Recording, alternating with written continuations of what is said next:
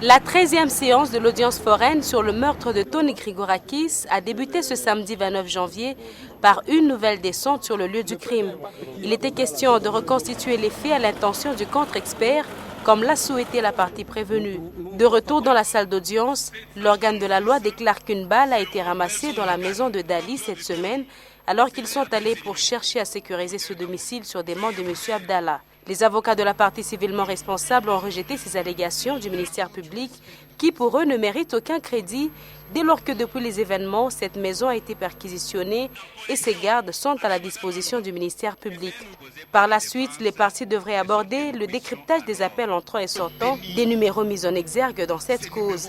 Mais au moment où le prévenu Sélé Kouzala Makenga répondait sur le premier numéro qu'il avait composé juste après le meurtre, les conseils de Ali sont intervenus pour faire voir au tribunal qu'ils étaient en violation de la loi en rapport avec les télécommunications en République démocratique du Congo, loi interdisant entre autres l'enregistrement et l'écoute des appels sans autorisation préalable du procureur général de la République.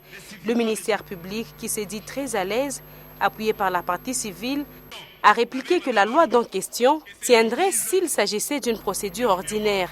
Or ici, c'est la flagrance. En plus, en matière pénale, la preuve est libre. Sur demande de la défense, les images brutes et celles diffusées en rapport avec ce meurtre sur différentes chaînes locales ont été visualisées dans la salle. Notant que la partie civile a révélé au tribunal qu'un métal a été extrait du pied de Mme Charlotte, mère du défunt, blessée aussi lors des événements. Elle a demandé que l'expert détermine s'il s'agit d'une balle ou d'un morceau de tôle. L'audience reprend le lundi 31 janvier 2011.